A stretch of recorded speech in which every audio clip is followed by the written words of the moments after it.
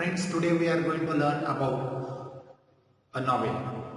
Novel म्हणजे कादंबरी असते आणि आपल्याला पेज नंबर 173 वर 4.1 हिस्ट्री ऑफ नॉवेल कादंबरीचा इतिहास या संदर्भातला चॅप्टर आहे आणि या चॅप्टर मध्ये आपण शिकणार आहोत what we are going to learn about in this chapter. In this chapter we are going to learn about its progress, its author, the types of novel and the elements of novel. So all these things we need to know about the novel. आपल्याला कादंबरीचा इतिहास जो आहे तो आपल्याला शिकणं अत्यंत गरजेचं आहे, कारण या वर्षापासूनच आपल्याला इयत्ता 12वी साठी नवीन इंट्रोड्यूस केलेला हा नॉवेलचा भाग आहे. तर सर्व विद्यार्थ्यांनी अतिशय काळजीपूर्वक सेक्शन 4 चा अभ्यास करायचा की ज्या ठिकाणी आपल्याला नवीनच नॉवेलच्या संदर्भात इन्फॉर्मेशन दिली. So write down all the notes what I will be give you. जे मी तुम्हाला देणार आहे ते तुम्ही सगळ्यांनी आपल्या नोटबुकमध्ये राईट डाऊन करायचे आहे आणि त्यांना लर्न करायचं आहे. Okay, so let's go on page number 173 to learn about history of novel. Okay, thank you.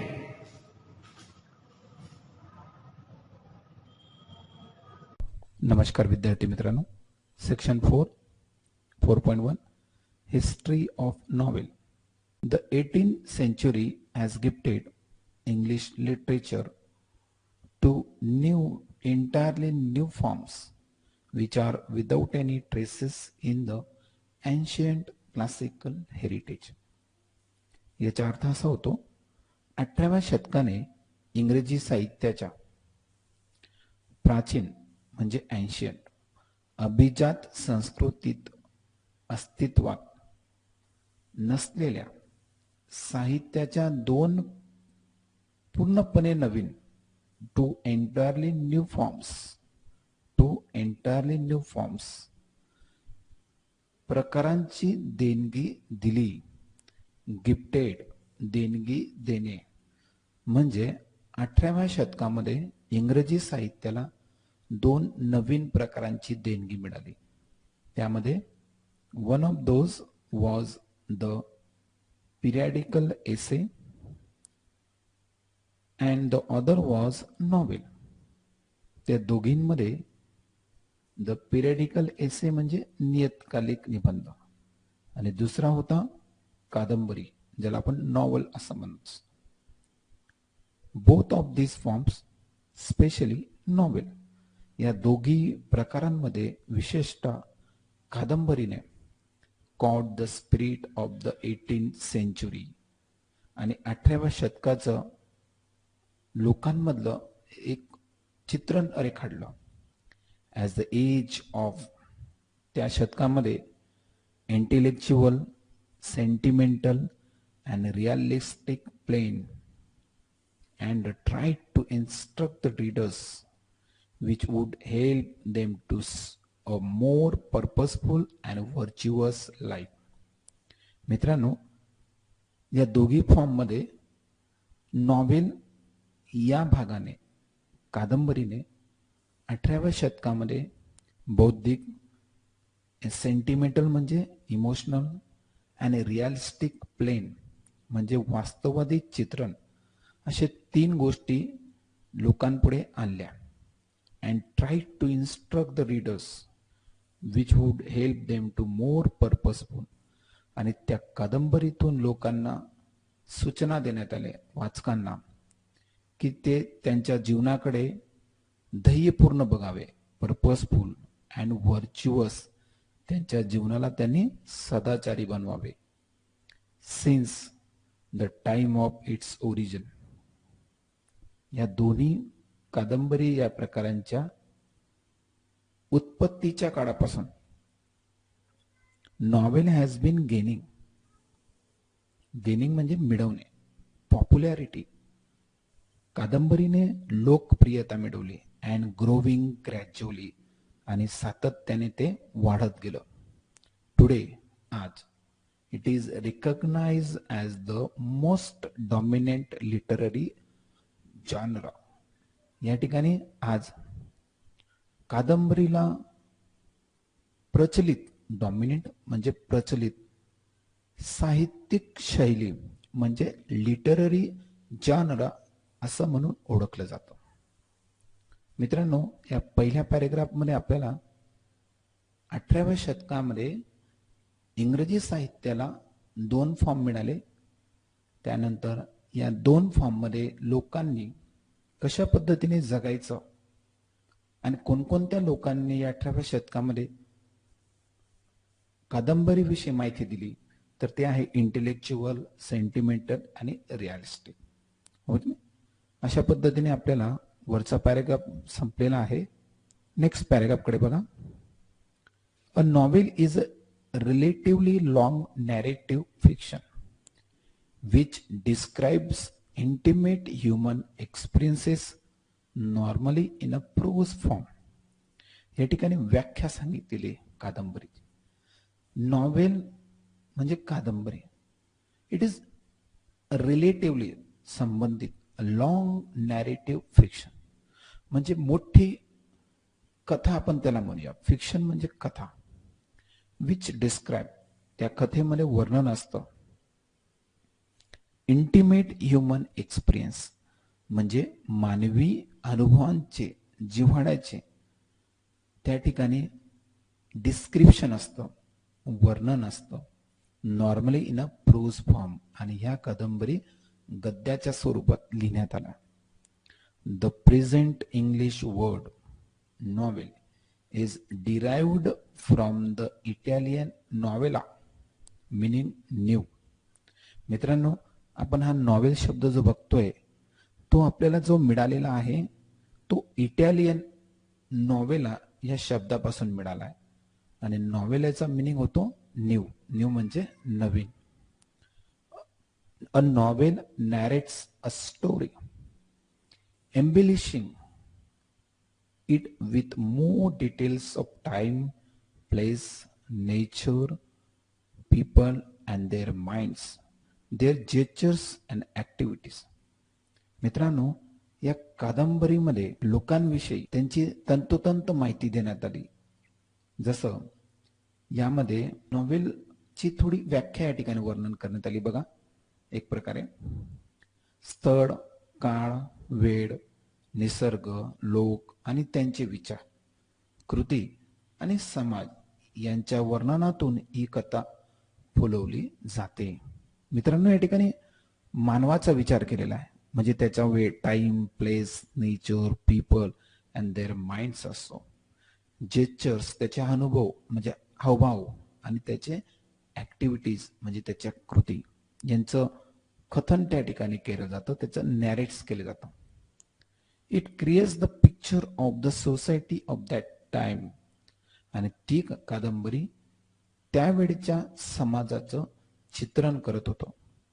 Novel makes life easier to understand than in drama and poetry. म्हणजे या कादंबरीने जीवन अतिशय सोपं करून टाकलं होतं. जे एखादा नाटक म्हणजे ड्रामा किंवा कविता समजायला कठीण आहे, परंतु नॉवेल हे अतिशय सोपं झालेलं होतं.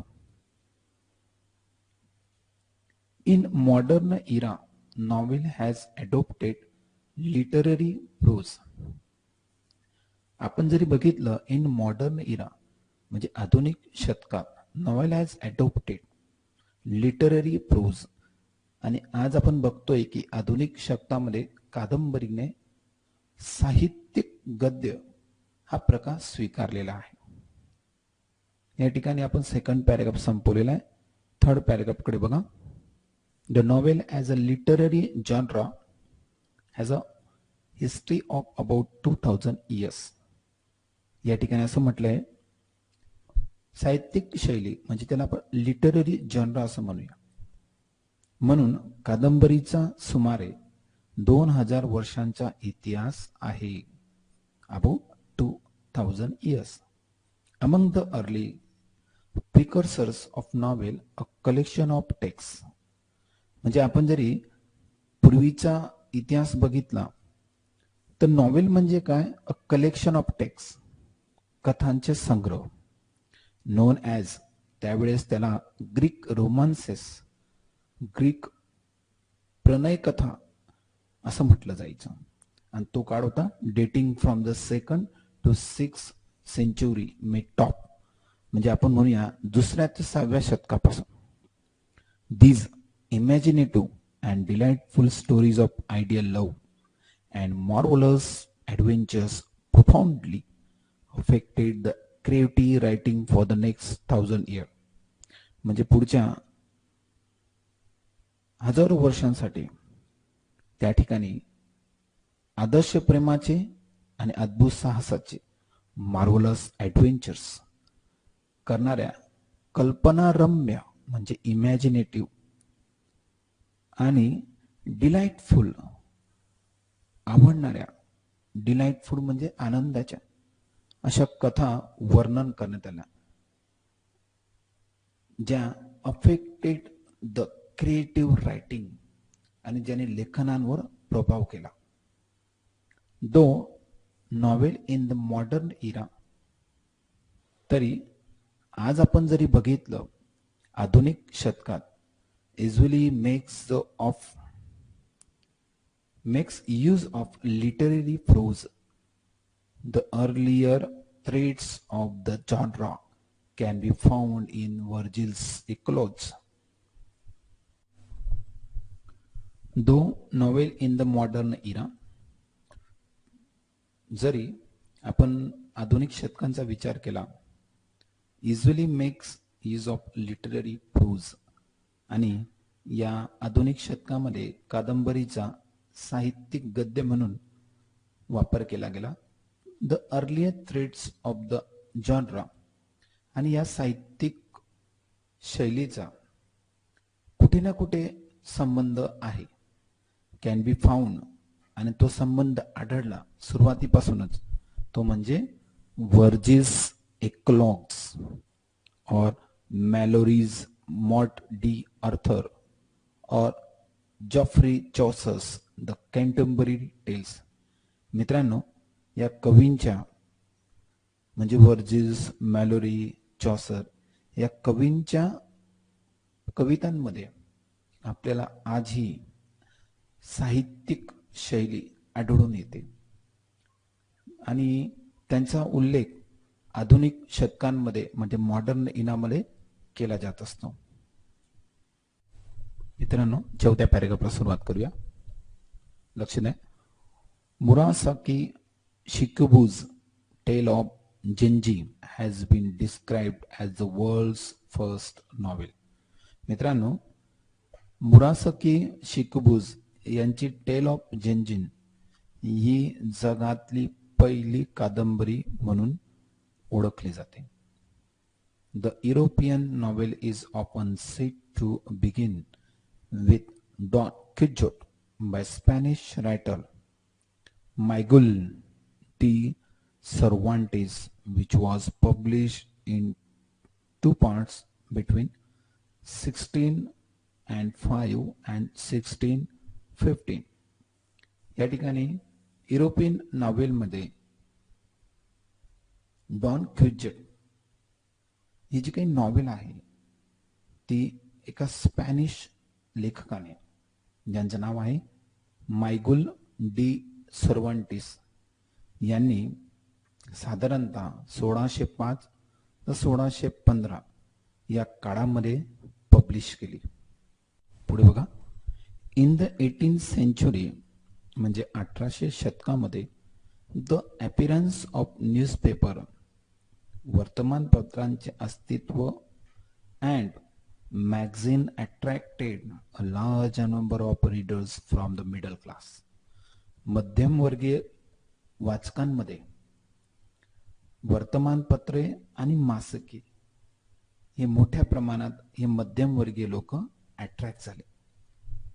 या 18व्या शतकात वर्तमानपत्रे आणि मासिके लोकांनी वाचले, खास करून मध्यमवर्गीय लोकांनी, आणि ते या कादंबरीकडे आकर्षित झाले, अट्रॅक्ट झाले.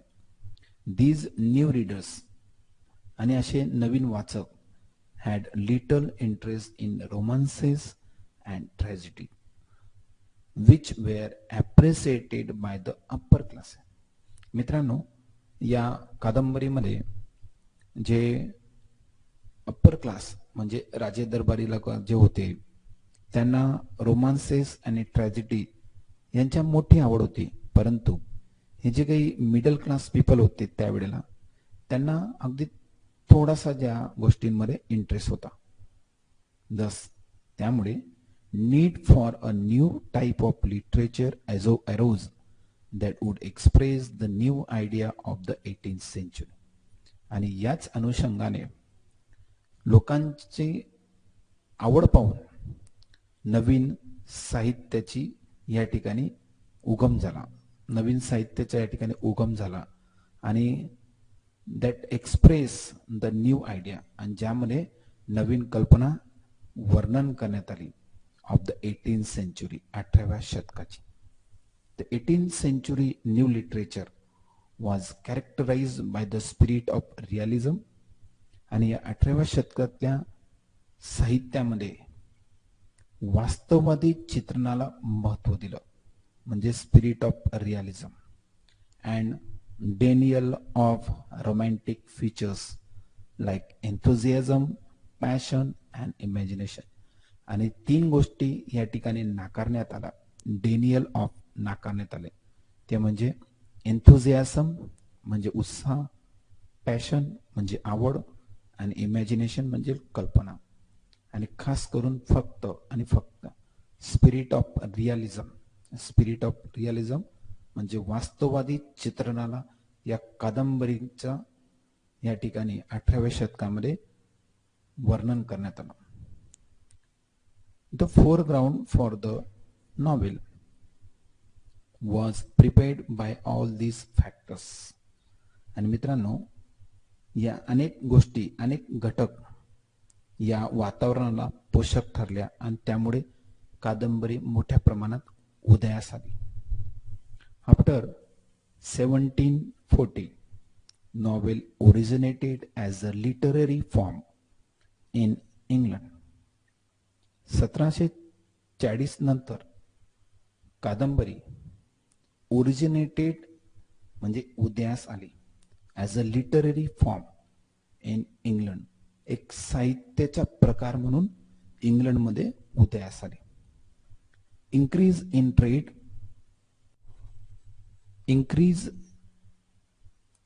trade and commerce along with the industrial revolution had given rise to the middle class. आणि मित्रांनो, या ठिकाणी व्यापार म्हणजे ट्रेड, कॉमर्स म्हणजे वाणिज्य, अलोंग विथ द त्यासोबतच इंडस्ट्रियल रिव्होल्यूशन म्हणजे औद्योगिक क्रांती had be given rise to वर नेण्यास मदत झाली. ती म्हणजे कोणाला? द मिडल क्लास पीपल, मध्यमवर्गीय लोकांना. A class of people had emerge, आणि हे मध्यमवर्गीय लोक एमर्ज म्हणजे उदयास आली to occupy and elite status, आणि त्यांना सुद्धा या लोकांना खास लोकांचा वर्ग म्हणजे दर्जा या ठिकाणी मिळू लागला. The realistic picture of everyday life and problems of common people depicted in the novel appealed to the newly educated class and was regarded by them as a respectable reading material.